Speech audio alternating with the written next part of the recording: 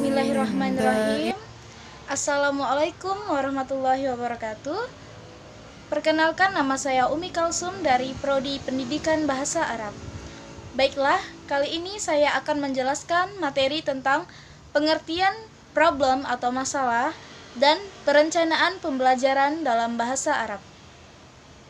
Baiklah, langsung saja kita ke materi yang pertama, yaitu definisi dari problem atau masalah. Apa sih yang dimaksud dengan problem atau masalah? Menurut Istijanto, masalah adalah bagian terpenting dalam suatu proses riset, karena masalah dapat menghadirkan petunjuk berupa jenis informasi yang nantinya akan sangat kita butuhkan di dalam kehidupan kita. Jenis-jenis masalah secara umum dapat dibagi menjadi dua, yaitu masalah secara sederhana dan masalah rumit atau kompleks. Apa perbedaan di antara kedua jenis masalah ini? Perbedaannya yaitu pada masalah sederhana memiliki skala yang kecil, tidak terpaut dengan masalah yang lainnya, tidak memiliki konsekuensi yang besar, pemecahannya pun tidak terlalu rumit, dan dapat dipecahkan oleh individu. Maksudnya, jangkauan masalah ini hanya sebatas pada individu saja dan dapat diselesaikan juga secara individu. Sedangkan masalah rumit atau kompleks memiliki cakupan skala yang lebih besar karena dapat terkait dengan berbagai masalah yang lainnya, memiliki konsekuensi yang sangat besar, dan penyelesaiannya pun membutuhkan kerjasama kelompok serta analisis yang mendalam. Maksudnya yaitu jangkauan masalah ini berkaitan dengan banyak individu dan juga dapat diselesaikan oleh banyak individu pula.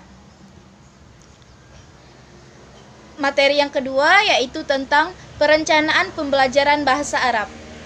Apa sih yang dimaksud dengan perencanaan? Baiklah, perencanaan secara bahasa adalah rancangan, sedangkan secara istilah yaitu rancangan sesuatu dengan cara tertentu yang sesuai dengan prinsip dan dasar serta dapat mencapai tujuan. Perencanaan pembelajaran adalah sebuah proses rancangan pembelajaran yang mencakup proses pengajaran dan pembelajaran. Menurut Sabirin, perencanaan merupakan penyusunan langkah-langkah kegiatan yang akan dilaksanakan untuk mencapai tujuan yang telah ditetapkan, yang telah disusun berdasarkan jangka waktu tertentu, yaitu jangka panjang, menengah, dan jangka pendek. Di dalam membuat suatu perencanaan, prinsip yang paling utama adalah harus dapat dilaksanakan dengan mudah dan tepat sasaran. Secara umum, menurut Roger A. Kaufman, perencanaan adalah proses penentuan tujuan atau sasaran yang hendak dicapai dan menetapkan jalan dan sumber yang diperlukan untuk mencapai tujuan itu seefisien dan seefektif mungkin. Dalam setiap perencanaan selalu terdapat 3 kegiatan yang meskipun dapat dibedakan, tetapi tidak dapat dipisahkan antara satu dengan yang lainnya dalam proses perencanaan. Ketiga kegiatan ini yaitu yang pertama, perumusan tujuan yang ingin dicapai. Yang kedua, pemilihan program untuk mencapai proses pembelajaran. Yang ketiga, identifikasi dan pengerahan sumber yang jumlahnya selalu terbatas.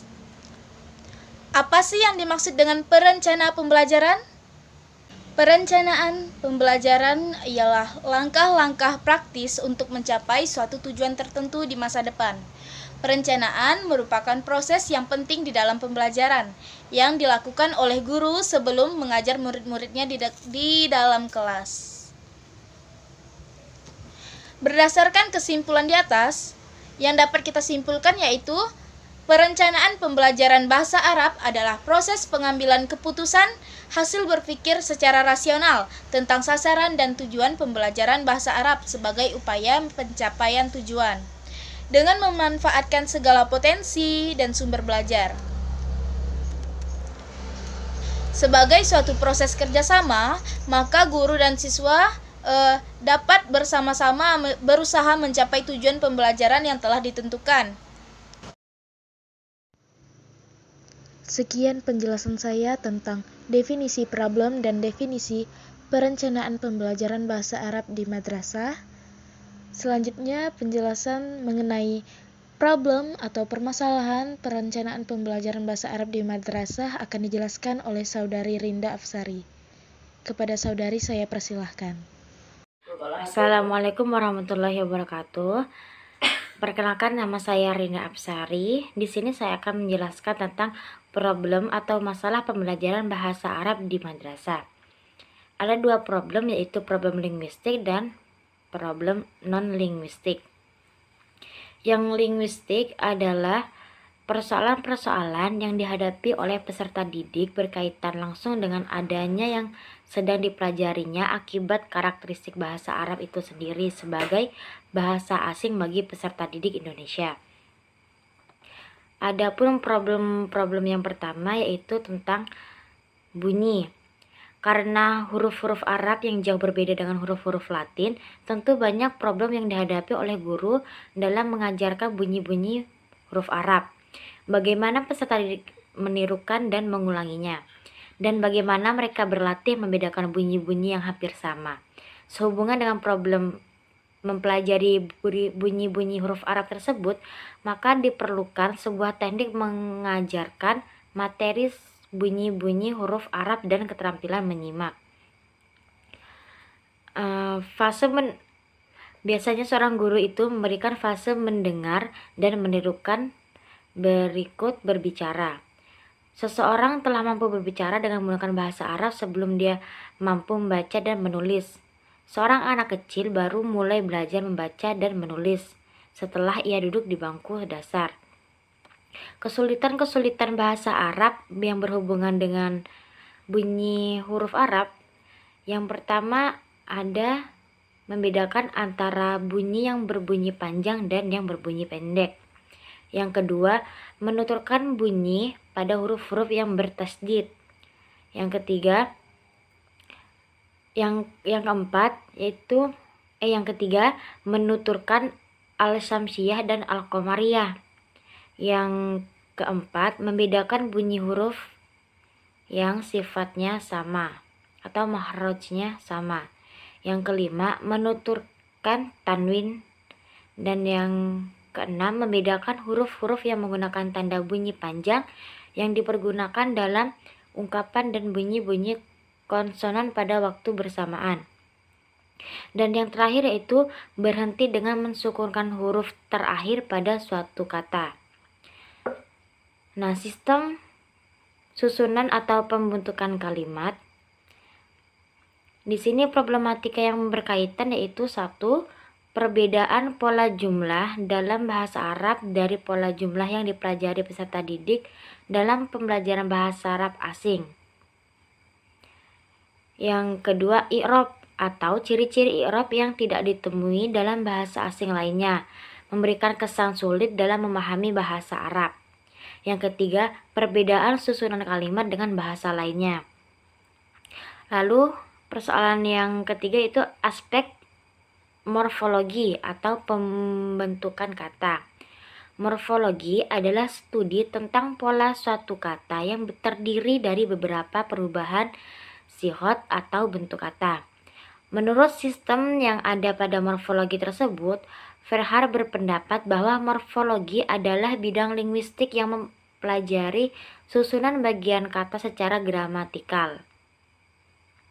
Beberapa hal penting dalam problematika morfologi diantaranya yaitu banyaknya bab dan topik sorof, di mana setiap bab dan topik itu mempunyai kaidah-kaidah tertentu yang terkadang menyita waktu dan menyulitkan.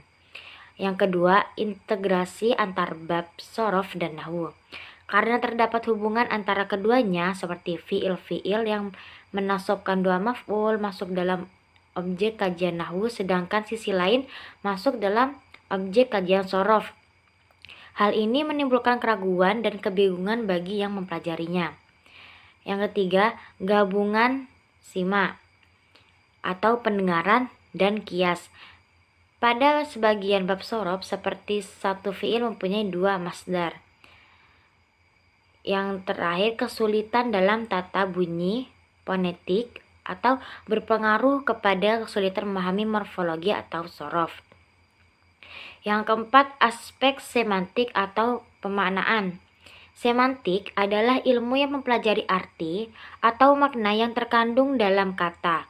Pengetahuan mengenai seluk-beluk dan pergeseran arti kata juga berarti bagian dari struktur bahasa yang berhubungan dengan makna atau struktur makna. Problem dalam pembuatan aspek pemaknaan yang pertama yaitu makna kalimat yang bermacam-macam dengan makna kata yang beraneka ragam. Yang kedua, banyaknya kata-kata Arab memiliki kelebihan-kelebihan makna dan karakteristik tertentu. Yang ketiga, makna kata suatu kalimat berkaitan dengan morfologi dan sintaksis. Yang kedua yaitu problem linguistik. Nah, di dalam problem linguistik, yang pertama yaitu problemnya tentang minat. Permasalahan dalam belajar bahasa Arab sesuai dengan pengamatan yang saya amati, yang pertama yaitu minat. Minat adalah kecenderungan yang tetap untuk memperhatikan dan mengenang beberapa kegiatan. Kegiatan yang diminati seseorang diperhatikan terus-menerus dan disertai rasa senang tanpa adanya batasan waktu. Minat yang tinggi untuk menimbulkan rasa ingin tahu terhadap bahasa Arab harus bisa diterapkan oleh anak didik itu, supaya pemahaman terhadap materi yang akan atau sedang disampaikan mudah diterima. Yang kedua itu latar belakang. Mengenai latar belakang atau pengalaman terdahulu seorang peserta didik terhadap pembelajaran hanya pada lembaga formal saja. Akan tetapi, pendidikan non formal juga berpengaruh dalam membangun pengalaman anak didik.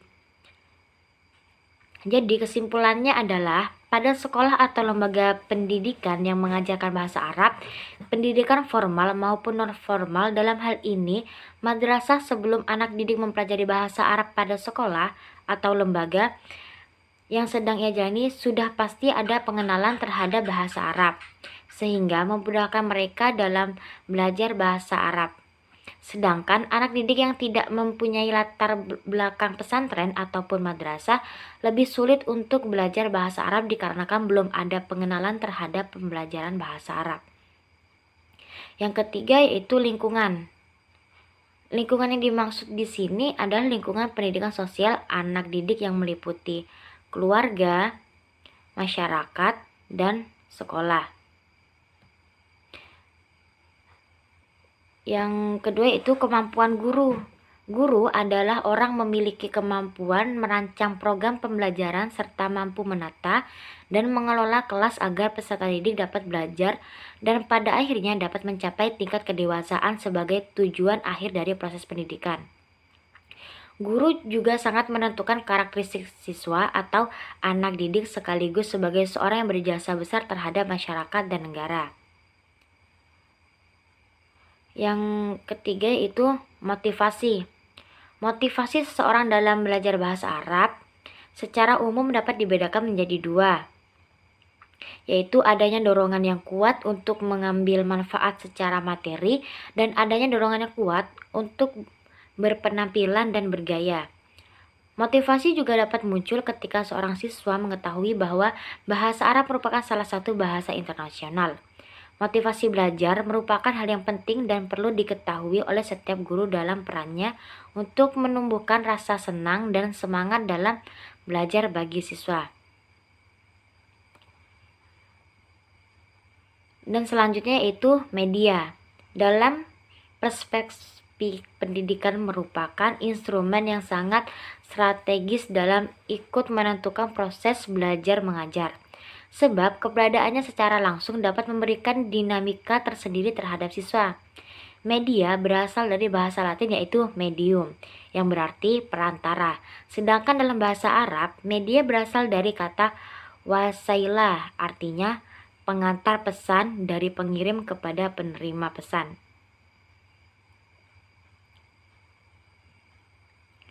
Yang selanjutnya yaitu metode. Yang pertama, kurang tepatnya metode yang digunakan. Penggunaan metode pembelajaran sangat menentukan kondisi dan situasi pembelajaran bahasa Arab. Prinsip yang harus diperhatikan sebelum memilih metode pembelajaran adalah prinsip prioritas, yaitu materi pertama yang diajarkan adalah kegiatan menyimak.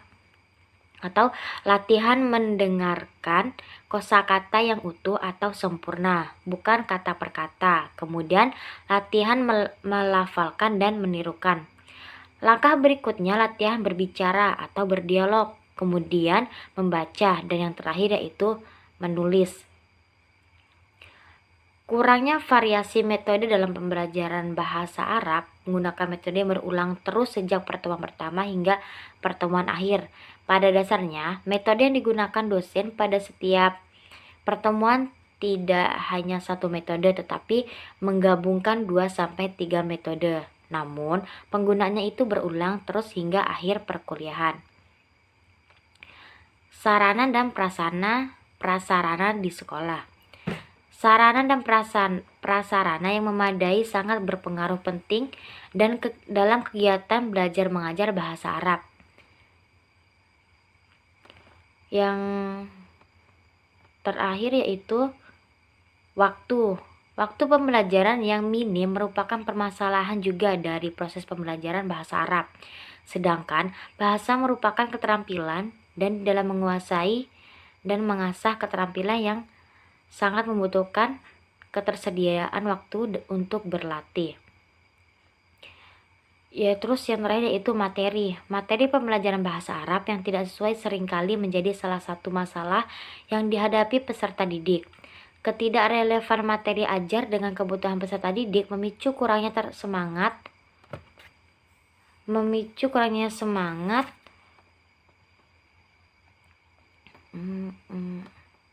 Mana sih?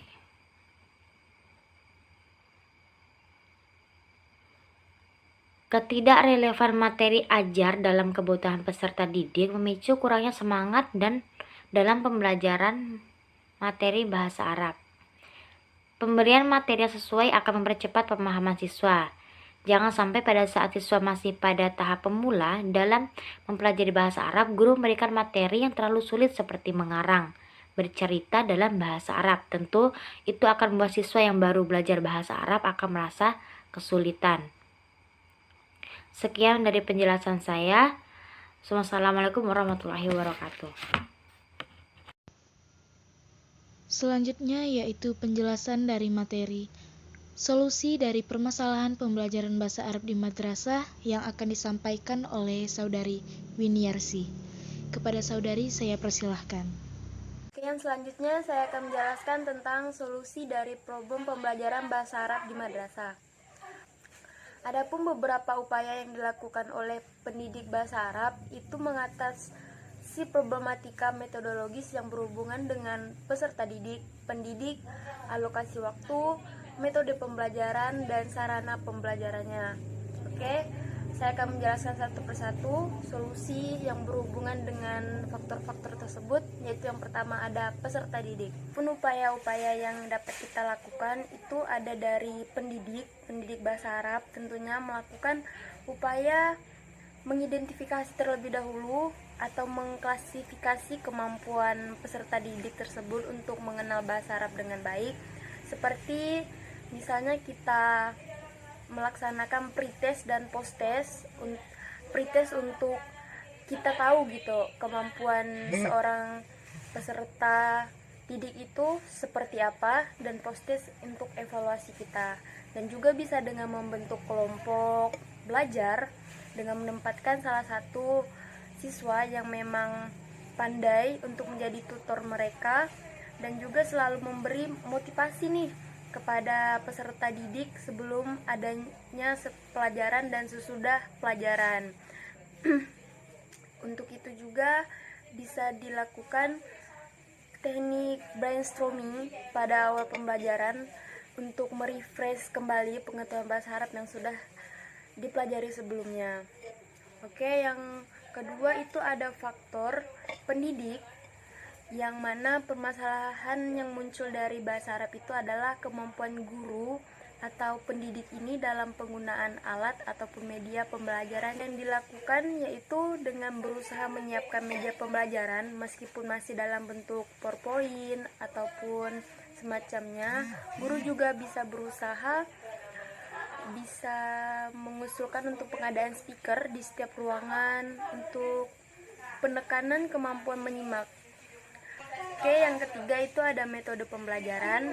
Adapun yang melatar belakangi masalah-masalah metode pembelajaran pada pendidik bahasa Arab itu ialah latar pendidikan yang bukan dari pendidikan bahasa Arab yang dapat mempengaruhi pengetahuan pendidik tentang metode pembelajaran bahasa Arab tentunya.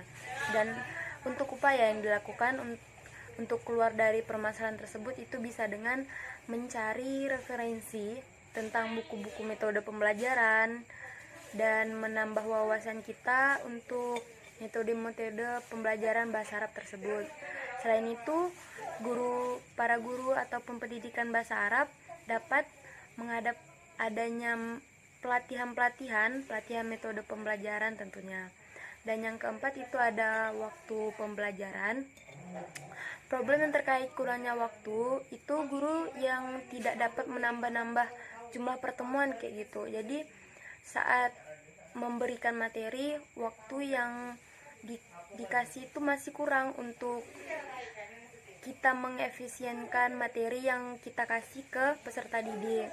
Dan untuk upayanya kita dapat mengasah keterampilan bahasa Arab siswa ataupun peserta didik itu dengan adanya kegiatan intensifikasi bahasa asing khususnya bahasa Arab bagi peserta didik yang baru menerapkan lingkungan bahasa Arab selama waktu yang kita tentukan. Jadi kita mengadakan kegiatan kayak gitu untuk waktu pembelajaran tambahan untuk para peserta didik.